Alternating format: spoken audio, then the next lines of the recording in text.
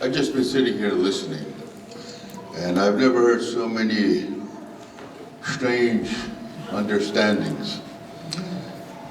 To address the Ellen McNaughton business, I was a young fellow at the time.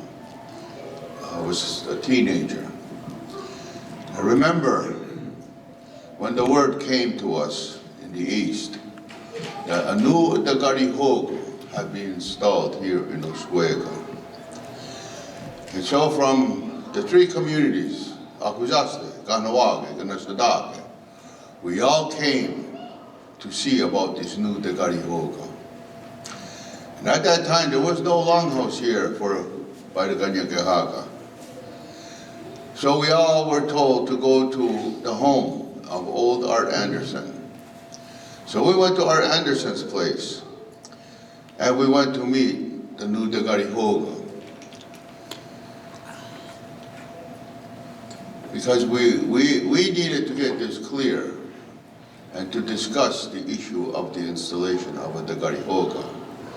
And that we were never informed, we were never asked in the nomination of who a Dagarihogo would be. And so we came because it's an important position in how the structure of our councils work. And so,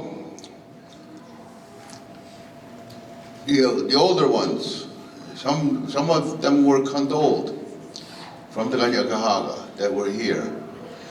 And we waited. We kind of been waiting and waiting, and this Dagarihogo doesn't seem to be appearing.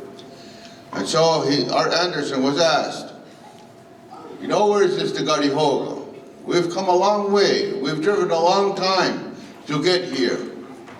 That this Dagarihogo should have had the decency to greet us when we came. And Art Anderson says, he's here. And everybody looked around. Where is he? He says, he's here.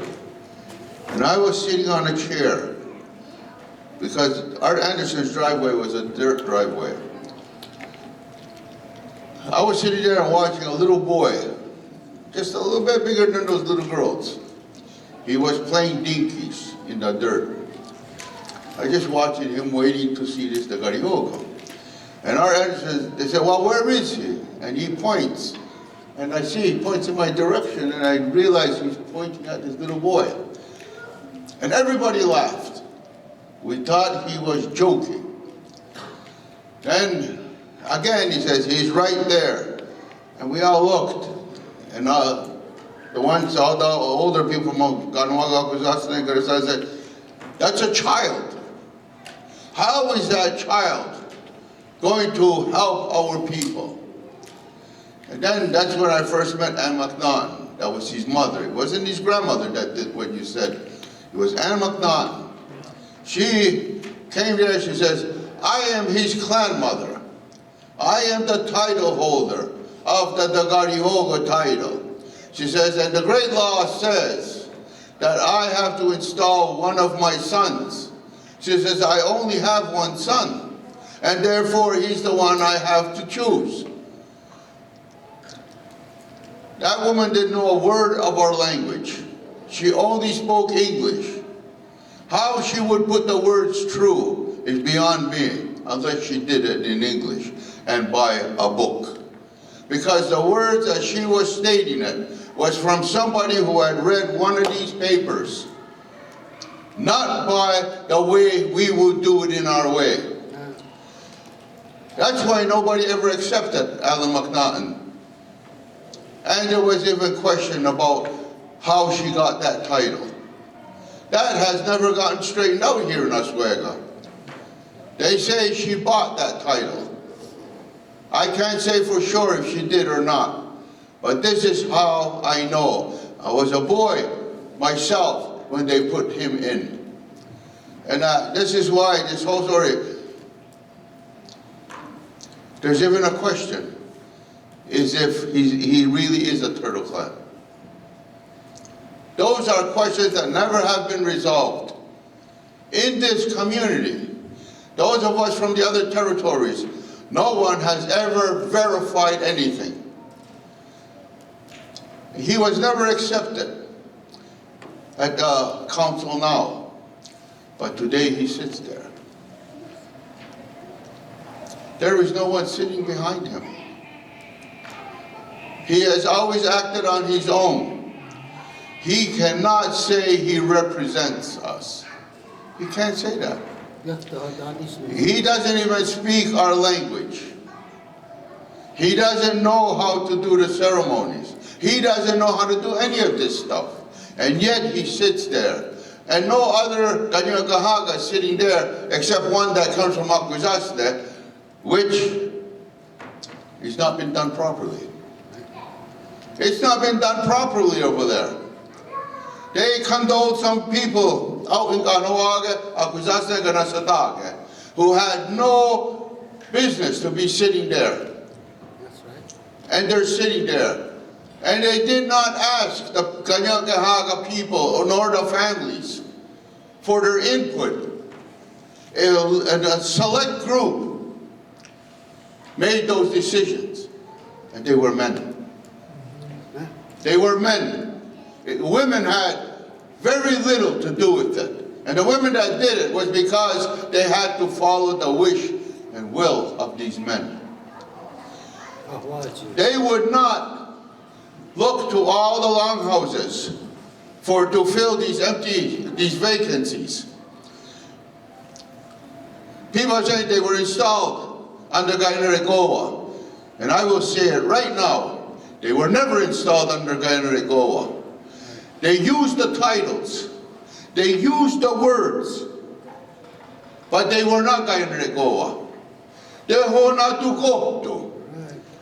They had alienated themselves because in Kayanlaʻkó it clearly states, should anyone, or even a group, a family, anybody, try to establish something contrary to Kayanlaʻkó, they shall be deemed as having alienated themselves.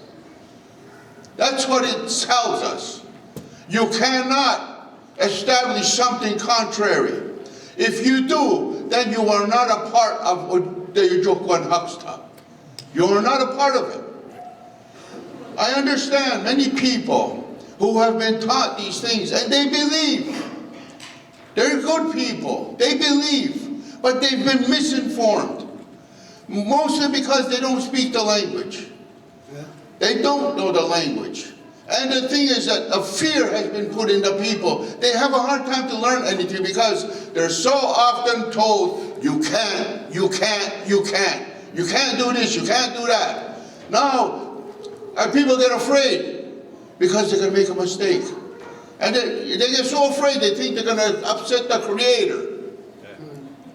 They're living in fear. They're living under the tactics of the European religions, instilling fear in the people. It was never the way of Kayanlaʻkó. Kayanlaʻkó was always inclusive of the people. The men's fire, the women's fire, the people's fire, clan fires, chiefs council fire, confederacy council fire. There are so many fires telling you that the voice can be exercised at all levels. All levels. This is not a monarch. I see many of them sitting on that bench who have not a clue as to what our ways are. I see those who sit there who have no language, who cannot, to save their lives, perform any ceremonies. They can't do anything, but they sit there. I am a Royan. And yet they don't even communicate with their families. They have to understand, their family does not just live here. They live all across our territories. We're supposed to be working together. You know, when Kayanlaʻkó was established, there were hundreds of our villages all over this land. But yet our people were able to come together to make decisions as a people. Today, we got cars, we got buses, we got trains, we got planes, we got telephone, we got fax machines, we got iPhones and Googlers. We have all this stuff, and yet we can't seem to get together to put one in place properly. We can't even do that. Instead, we play these mind games of, oh, which version of the great law? Which version? He said it clearly earlier. Karihuio, Orohuio, and Karihuio Sutra. Which one of those three do you follow? Do you understand what they mean? What they represent? We say it every day, but we don't even know what we're saying. Oh, I believe in Karihuio. You know, Orohuio is something that is absolutely no doubt it exists. The sun, then Orohuio. The earth is Orohuio. And all of these things combine together. The way Karihuio works, Orohuio, is the way Karihuio. That is no question of its existence, of its validation. It's real. Every morning, you get up because it's real. Karihuio Sutra. Karihuio. It's a reality, but it is not a natural reality. It is a reality in your mind. And it cannot be validated except by your acceptance of it. And it only exists in your mind. It does not require proof. It doesn't require proof. The only thing it requires is you have faith. Faith. Faith requires no proof. Just accept that these things, that this is your belief. But your belief is imaginary. That's Karihuio Sutra. And why did our ancestors put that word together? Why did they put it together? Because when it first was brought to us, we said, these people aren't in the real world. They're in La La Land. But we'll respect that that's what they believe. We'll respect that that's what they believe. But we'll also inform them, that's yours. That's not ours. You keep that thing in your ship. We don't want it in our canoe. Everything in our canoe is in Huahueneha. Whatever you want to put in your ship, well, that's your ship. We're not going to steer your ship.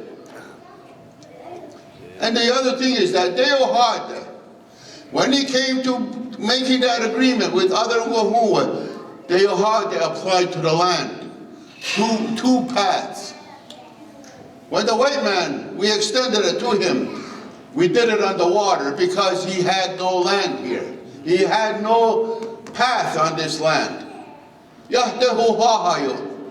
So that's why we said, out of courtesy, we will launch our canoe in the water, and we will travel that river of life with you, side by side, never legislating. No one ever is trying to steer the other's vessel. But this year is this is our mother right here. You have no history here.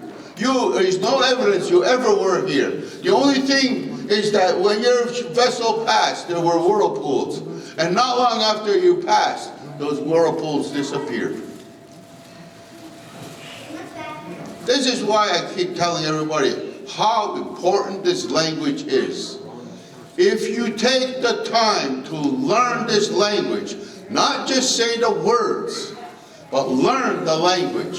Naho the Godunyu. What they actually mean, they will tell you. I understand, even these people believe what they're following is the way. But they're not looking and learning from the language. Most people are following hearsay. My grandmother told me this. My father told me this. My uncle told me this. This chief told me that. But I've stressed over and over to everyone, don't accept something just because it was said. Analyze it. Dissect it. Investigate it. Make sure your mind is yours. That it's not somebody else controlling your mind. Not somebody else's beliefs and thoughts that are controlling your mind. That's what that says. Have your mind settled. Do not leave your mind in turmoil, always wondering if it is the way. Don't wonder if it's the way. Get to know what is the way.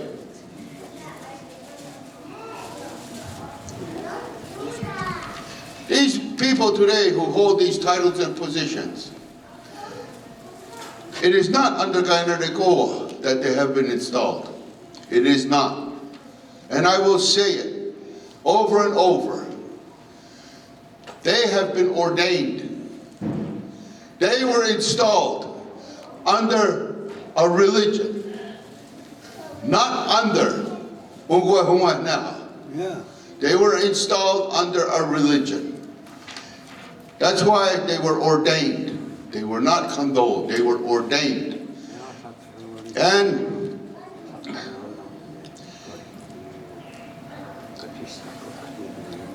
And you know, I'm not putting these people down as individuals. I'm not putting the people that are part of this, I'm not putting them down.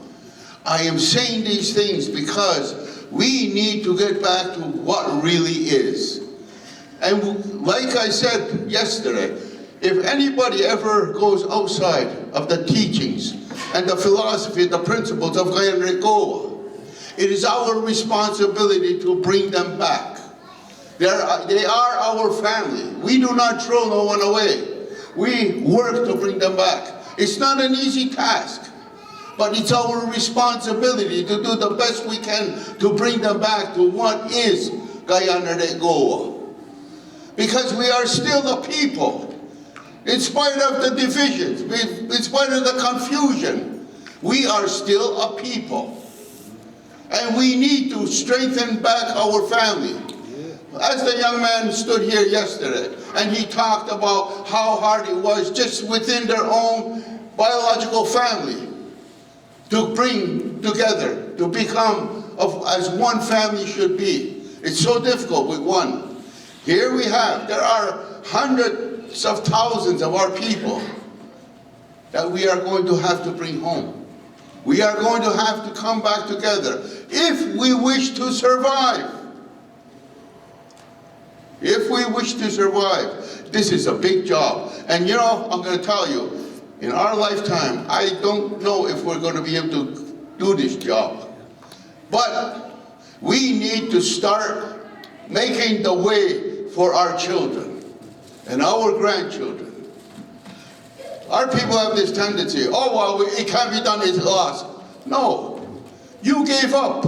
It doesn't mean it's lost. There are going to be young ones. And I'll tell you why I say that. When I grew up in the longhouse, all my life was in the longhouse. I remember when we had a longhouse, geez, it was small. Very small. 20 people filled up that building. It was crowded. That's how few we were. And when we had people visiting us, half the people were outside. So we had to build bigger houses. And it just kept growing and growing. And the old people talked. And people talked about that we are our own government.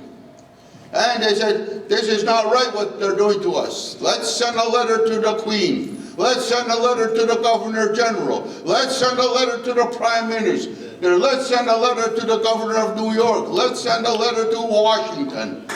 Always we sent letters. And always our letters found their way to the trash can. We never got a response. They did not have absolutely no concern about us.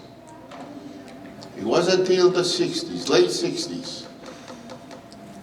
As young, we were still boys. We were between the ages of 15 and 17 years old. We rekindled that fire, the men's fire. And from then, we start taking action. And we start doing the best we knew how to assert our sovereignty, to defend our territory, to defend our right to exist. All of a sudden, their response to us always was, send the police, those guys. You know how many times we were street fighting in Kayanlaʻkó on the streets? We had to beat up the new formed police departments. We beat them up. And these guys were from our community, but they wore a uniform and that represented the white man.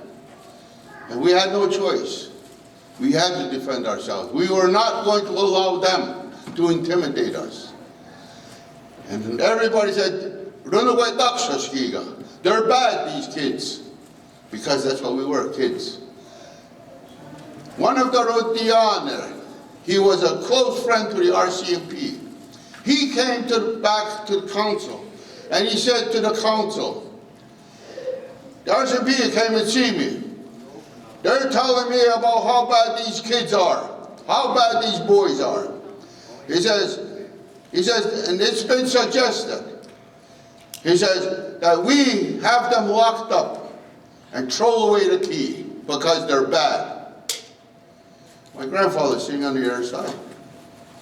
He got up and he says, looks up there, and we were there. We're sitting in the longhouse. He looks, he says, he says, those boys you're talking about out there, he says, those are my grandsons. He says, I taught my grandsons. I taught them all the things that we talk about in this longhouse, about the Watatkora, that we are our own government, that we are a free people, we are a sovereign people. He says, I taught my grandsons. He says, now, he said, they listened. He says, what we talked about, he says, they're carrying it out. Because we could not find it within ourselves to do what we talk. They took the action. Now, you want me to punish them for listening to me? Then the other Rodianes got up and started saying the same thing. He was the only one of the 9 that wanted us all locked up. You see, it was because of the rekindling of that fire, and that fire being rekindled in the other territories. It was only then that the U.S. government and the Canadian government now say they wish to sit down and talk to the Rodianes. Before that, they ignored Rodianes, because they seen our people rise. They seen our people taking and making a stand. They seen our people rid our communities of the problems. They seen us going out there and taking land back. They seen us taking action. And you know something?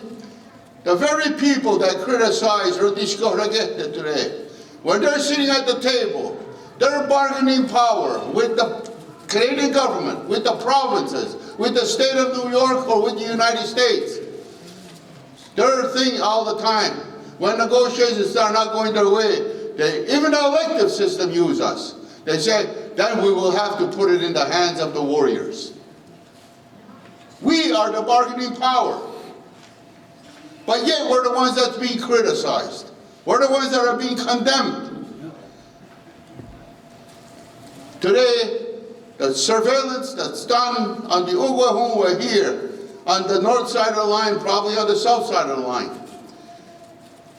is the threat to Canada's national security is still the Ugwahumwa.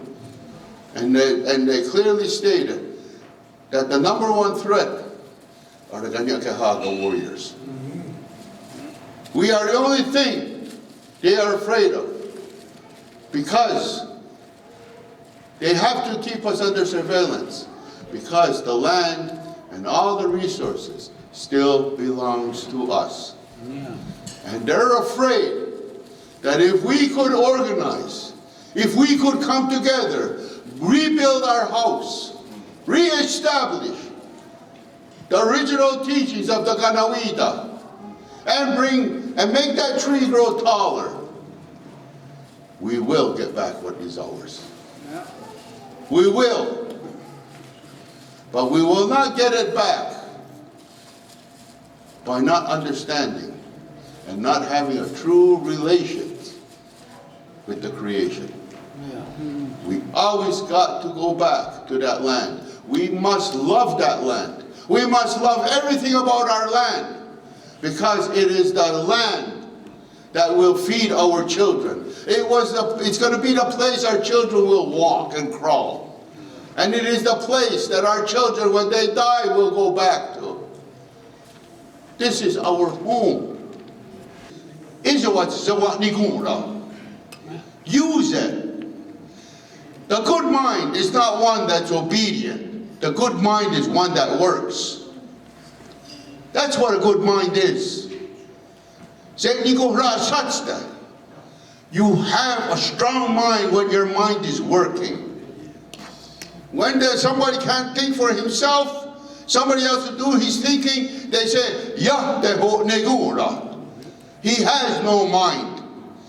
When somebody is mentally handicapped, they'll even say that about him, even though they're wrong. They say that because it's just he thinks in a different way. That's all. But if we're not using our own brains, we're not using the ears that were given to us, we're not using the eyes that were given to us, why do you think the first 3 strings is to fix this thing between our ears? It's not. That brain inside there is not just to keep our ears apart or to prevent our head from caving in. It's there to use. And we need to take care of these bodies. That's why we have to remove that bile that's inside, that's contaminating us. The body and the mind have to be strong together. We can't go halfway. We have to go all the way. And so when we talk about installing clan mothers and installing so-called chiefs, I disagree. Your focus should not be on establishing a Yagoyaner or a Royaner. What we should be doing is re-establishing the families. Re-establish the power, the wish and the will, the voice of the people. Then these people we install in the most respectful way. They can carry our words. That's what their job is, to carry our words. Not for us to carry theirs. It's for them to carry ours. So don't be so caught up in clan mother titles and Royaner titles. No. Make your title strong. Because you are the family. Those titles, that Royaner, he is not the Garihogo. That Yagoyaner is not the Garihogo. The family is the Garihogo. And they only are representatives of the Garihogo family.